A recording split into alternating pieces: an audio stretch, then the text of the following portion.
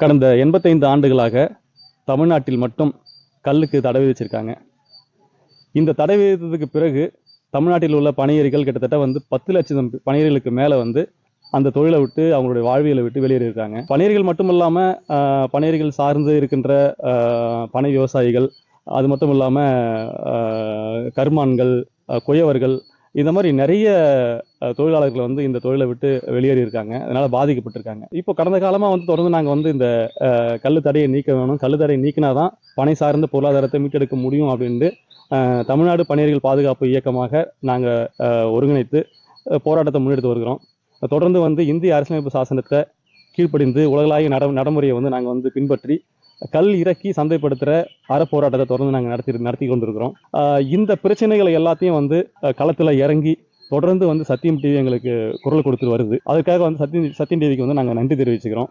தமிழ்நாட்டில் பணியேறிகளுக்கான இந்த கோரிக்கையை ஏற்று கல்லுக்கான தடையை நீக்கி கல்லை தமிழர்களுடைய பாரம்பரிய உணவாக அறிவிக்கணும். இதுவரைக்கும் கிட்டத்தட்ட 85 ஆண்டுகளாக வெள்ளைக்காரர்கள் போட்ட ஒரு சட்டத்தை, வெள்ளைக்காரர்கள் போட்ட அந்த சட்டத்தை இன்னைக்கு நீக்காம வச்சிருக்கிறதால அவ்வளோ அவதிக்குள்ளாகவும் அவ்வளோ வன்முறைக்கும் அடக்குமுறைக்கும் ஆளாகி இருக்கிறோம்.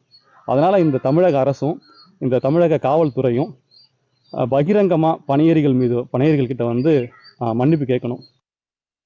சத்தியம் டிவியானது ஒவ்வொரு வாரமும் வெள்ளிக்கிழமையில இந்த விவசாயிகளுக்கு பயன்படும் வகையில் முக்கியத்துவம் வாய்ந்த அந்த ஒரு நிகழ்ச்சியை ஒளிபரப்புறாங்க. அதில் பார்த்தோன்னா விவசாய சம்மந்தப்பட்ட அலுவலர்கள் மட்டுமெல்லாம் கலந்துக்கிட்டு விவசாயிக்கு தேவையான குறைகளை எல்லாம் அங்கே நிவர்த்தி செய்யும் பொருட்டு அந்த நிகழ்ச்சியானது மிக சிறப்பாக நடைபெற்று கொண்டு வருகிறது. அது பார்க்கும்போது இன்னைக்கு அந்த நிகழ்ச்சியானது 3வது வருடங்களை 2 வருடம் கடந்து 3வது வருடத்தை ஆரம்பிக்கிறது. இது போன்ற நிகழ்ச்சிகள் மற்ற தொலைக்காட்சிகளை விட மிக சிறப்பாக இந்த சத்தியம் தொலைக்காட்சி ஒளிபரப்பு கொண்டதால் அதற்கு என்னுடைய வாழ்த்துக்களை தெரிவித்துக் கொள்கிறேன். மேலும் விவசாய பெருமக்களும் இந்த நிகழ்ச்சியை பெரும்பாலும் பார்த்து அதன் மூலம் பயன்படுமாறு இந்த நேரத்திலே அன்புடன் உங்களை கேட்டுக்கொள்கிறேன். சத்தியம் தொலைக்காட்சியில் விவசாயிகளுடைய பிரச்சனைகளை ஒவ்வொரு வெள்ளிக்கிழமை தோறும் ஒளிபரப்பு செய்வது விவசாயிக்கு பெருத்த மகிழ்ச்சி அடைகின்றது. மற்ற தொலைக்காட்சியை விட சத்தியம் தொலைக்காட்சி விவசாயிகளுக்கென்று ஒவ்வொரு வெள்ளிக்கிழமையும் தொடர்ந்து ஒளிபரப்பு செய்வதிலே இது 3ஆம் ஆண்டு இதில் தொடர்ந்து அதை பணியாற்றி இருக்கின்றது என்பதை பார்க்கின்ற பொழுது நாங்கள் உண்மையிலே மகிழ்ச்சி அடைகின்றோம். எனவே தொடர்ந்து சத்தியம் தொலைக்காட்சியில் விவசாயிகளுடைய பிரச்சனைகளையும் அவருடைய கோரிக்கைகளையும் அரசுக்கு தெரிவித்து நிறைவேற்றி தரும்படி இந்த நேரத்தில் தமிழ்நாடு சிறு விவசாய முன்னேற்ற சங்கத்தின் சார்பில் பணிவோடு கேட்டுக்கொள்கிறேன். விழுப்புரம் மாவட்டத்தில் விவசாயிகளுக்கு நிறைய பிரச்சனைகள் உள்ளது. இந்த பிரச்சனைகளெல்லாம் களைவதற்கு நாங்கள் மிகவும் சிரமப்பட்டு கொண்டிருந்த காலகட்டத்திலே சத்தியம் தொலைக்காட்சியிலே மற்ற தொலைக்காட்சிகளை விட ஃப்ரைடே ஃபார் ஃபார்மர் என்ற ஒரு இயக்கத்தை ஆரம்பித்தார்கள். இதை ஆரம்பித்ததிலிருந்து இந்த 2 ஆண்டு முடிகிறது. இப்பொழுது 3வது ஆண்டில் எடுத்து வைத்துள்ளது.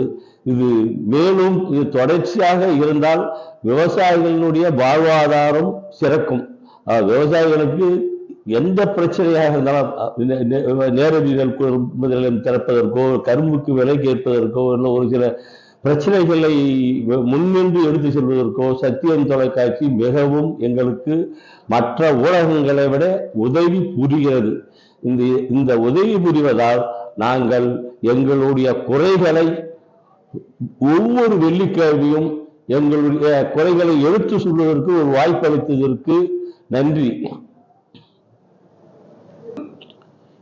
இனி வரும் காலங்களிலும் சத்தியம் தொலைக்காட்சி மற்ற தொலைக்காட்சிகளை விட எங்கள் விவசாயிகளுக்கு துணை புரிவதால் நீங்கள் மேலும் எங்களுக்கு உதவிகளை செய்ய வேண்டும்.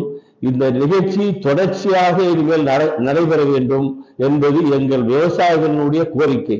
அதாவது தொடர்வதால் ஏரிகள், குளங்கள், ஆறுகள் பிரச்சனைகள் உள்ள பிரச்சனைகளை டெல்லி சத்திரம் அணைக்கட்டு கூட தற்போது வந்தது. அந்த பிரச்சனைக்கு கூட பல முறை இதற்கு செய்திகள் வெளியிட்டு திரும்ப அந்த சென்டம் அமைவதற்கு ஒரு வழிவகை செய்து கொடுத்துள்ளீர்கள். அதற்கெல்லாம் நன்றி சொல்ல கடமைப்பட்டுள்ளோம். 2வது ஆண்டு முடிந்து 3வது ஆண்டு இன்றைக்கு எடுத்து வைக்க உள்ளதால் இந்த ஆண்டு முழுவதும் சிறப்பாக அமைய வேண்டும் என நாங்கள் கேட்டுக்கொள்கிறோம்.